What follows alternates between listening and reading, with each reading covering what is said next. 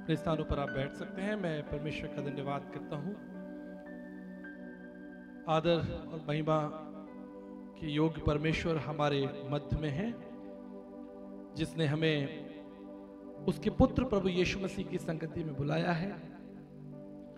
ये मेरे लिए बड़े सम्मान का विषय है कि आज मैं आपके शहर टाटानगर में, झारखंड में हूँ। मैं सबसे पहले सृष्टिकर्ता परमेश्वर का धन्यवाद करता हूँ, जिसने हम सबको ये मौका दिया कि हम अपने जीवन का सबसे सुंदर निर्णय लें कि हम उसके पुत्र प्रभु यीशु मसीह की संगति में आए, जो जीवन का स्रोत है, जीवन का आरंभ है, और जीवन की सब बातें उसी से आरंभ होती है और उसी में पूरी हो जाती है।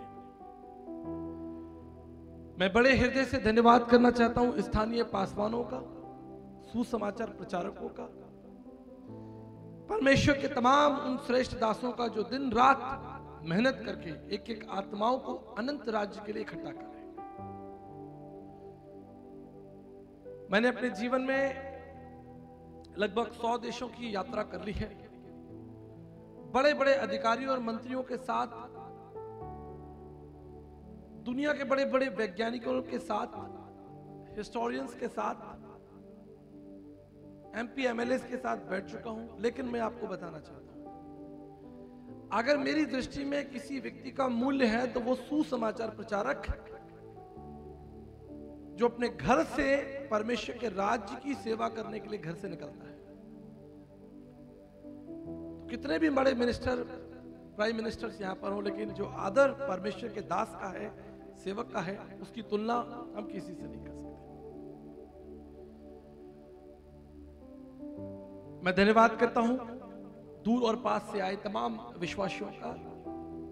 प्रभु यीशु मसीह में आपका स्वागत करते हैं।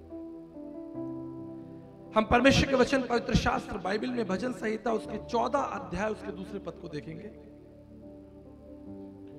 यह लिखा है कि परमेश्वर ने स्वर्ग से मनुष्यों पर दृष्टि की।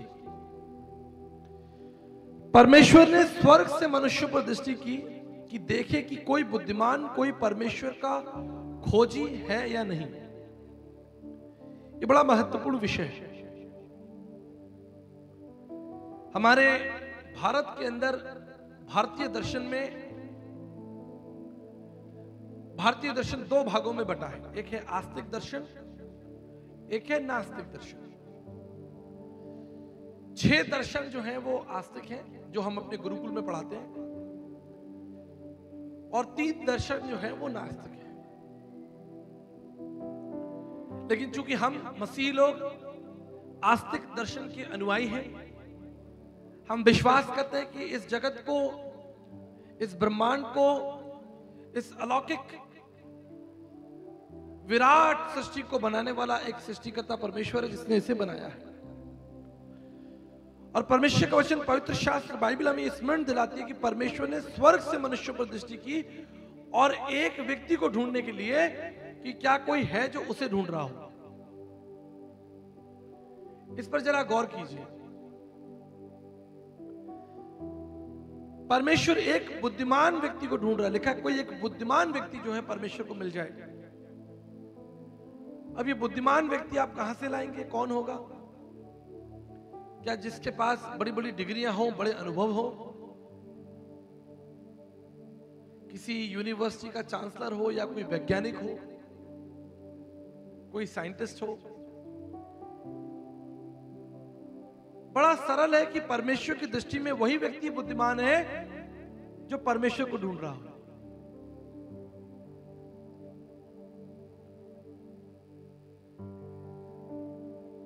आज से लगभग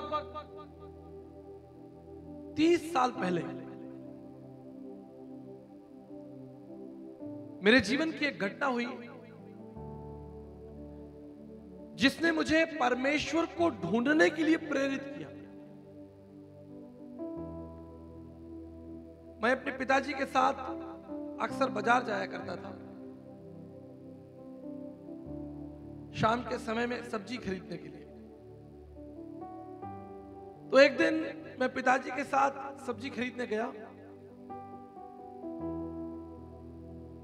तो पिताजी की आंख बचाकर और दुकानदार की आंख बचाकर मैंने थैले के अंदर, बैग के अंदर 4-5 किलो अदरक गिरा ली। अदरक, और मनी मन में बड़ा खुश। मेरे पिताजी को भी पता नहीं चला, दुकानदार को भी पता नहीं चला, और हमने थैला उठाया और साइकिल पर टांगा और घर आ गए। और मन के अंदर इतना उत्साह, इतना आनंद, लग रहा जैसे मुझे नोबेल पुरस्कार मिल गया। खुशी का ठिकाना नहीं, आनंद का ठिकाना नहीं। घर आए, घर आकर मेरी माताजी ने जब बैग खोला, थैला खोला, तो उन्होंने मेरे पिताजी से पूछा कि आप इतनी सारी अदरक ले आए? मेरे पिताजी ने कहा कि भाई आज तो मैंने अदरक खरीदी नहीं, तो इतनी सारी अदरक कैसे आ गई? अब मैं बड़ा खुश कि मेरी माताजी मुझे इनाम देंगे, शाबाशी देंगे।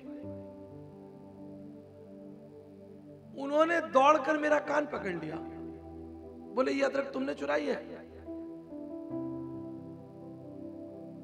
मैं मन में सोच रहा कि भाई मुझे तो इनाम मिलने वाला था, शाबाशी मिलने वाली थी, यहां तो मेरी मां मुझे डांट रही है।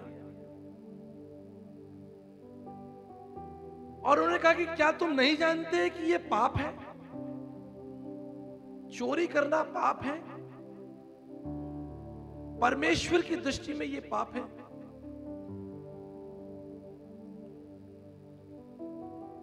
अब मैं बड़ा सोच में पड़ गया कि भाई ये क्या, अदरक चुराना जो है वो परमेश्वर की दृष्टि में पाप है? ऐसा भी कोई परमेश्वर है जो अगर हम अदरक चुरा लें तो ये उसकी दृष्टि में पाप हो गया? कहानी का संक्षेप यह कि उस दिन पहली बार मेरे हृदय के अंदर दो विषय प्रवेश कर गए, एक है परमेश्वर और एक है पाप। अब मैं सोचने लगा कि ये परमेश्वर कौन है और इसकी दृष्टि में क्या क्या पाप है। अब मैं आपसे पूछूं कि आप में से किसी ने यहां पर बैंक लूटी हो? कोई है ऐसा जिसने बैंक लूटी हो? किसी ने मर्डर किया हो?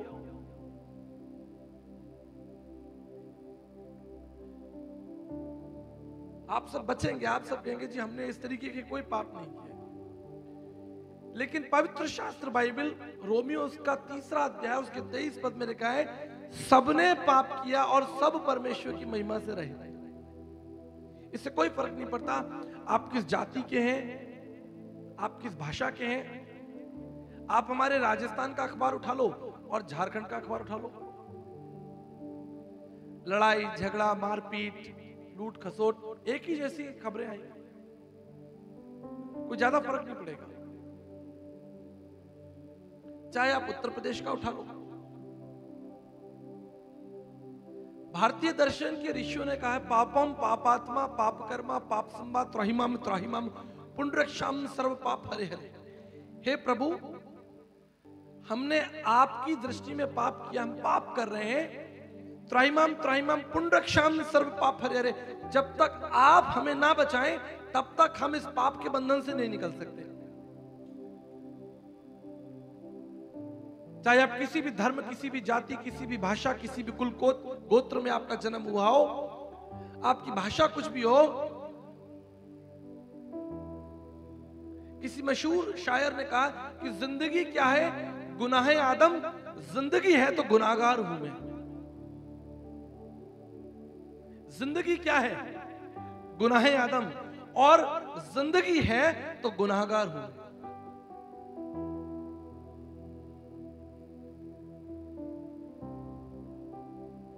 और इसलिए भारतीय तत्वदर्शियों ने ईश्वर से प्रार्थना की,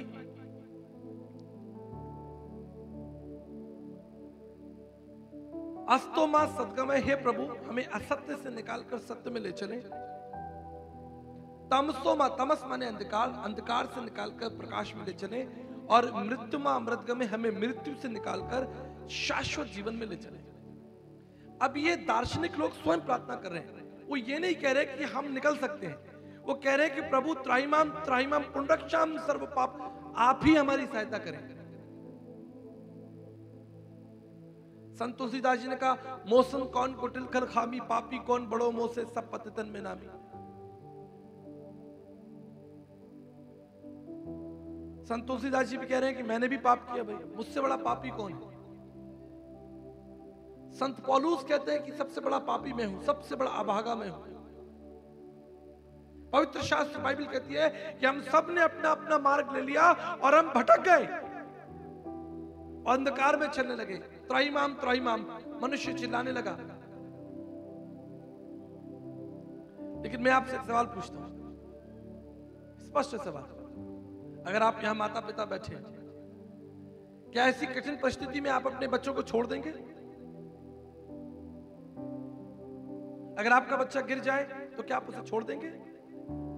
आपने देखा होगा कि कई बार छोटे बच्चे जब गिर जाते हैं तो वो मां को पुकारते हैं, वो गिरे ही रहते हैं, उठते भी नहीं है। मां आके उठाएगी। अरे भाई उठ जाओ, तुम जानते हो, उठना जानते हो। नहीं, मां ही आके उठाएगी। जब तक मां जो है वो सीने से ना लगा ले तब तक उसको चैन नहीं आएगा। क्यों? क्योंकि वो जननी है, उसने जन्म दिया है। एक बच्चा अपनी मां को पहचानता है। क्यों?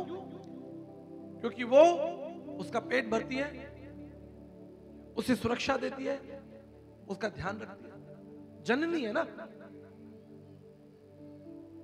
एक बच्चा अपने पिता को पहचानता है। शाम के समय में जब पिता लौटकर ऑफिस से आता है, एक बच्चा दौड़कर अपने पिता के गले लग जाता है। क्यों? क्योंकि वो जानता है कि यही वो जन है जो मेरे लिए सारा दिन मेहनत करने गया और मेरे लिए रोटी लेकर आया। मेरे प्रियो, आज मनुष्य की सबसे बड़ी आवश्यकता क्या है? आज मनुष्य की सबसे बड़ी आवश्यकता है कि वो संसार में जब तक जीवित है उस परमात्मा को जाने, उसका सिमरन करे और उसे प्राप्त कर ले। ये जीवन का परम लक्ष्य है। बड़ी अद्भुत घटना आपको बता रहा हूं। जब महाभारत का युद्ध समाप्त हुआ तो अर्जुन कृष्ण के पास में पहुंचे और बोले कि मेरा विवेक अब मुझे दोषी बताता है। मैंने जो कुछ किया, ये युद्ध हुआ, लड़ाई हुई, हत्याएं हुई, अब मेरा जो हाथ है वो अधर्म और पाप से भरा हुआ है। मुझे क्या करना चाहिए? मुझे कैसे मोक्ष मिलेगा? उन्होंने ये नहीं कहा कि क्या मुझे धन कैसे मिलेगा, मुझे सुरक्षा कैसे मिलेगी।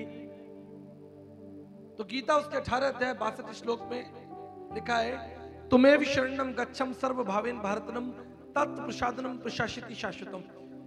अर्जुन, तुम सब कुछ त्याग कर उस परमात्मा की शरण में चले जाओ, उसके अनुग्रह से तुम्हें परम शांति और परम मोक्ष प्राप्त होगा। मुझे शांति कैसे मिलेगी? मुझे मोक्ष कैसे मिलेगा?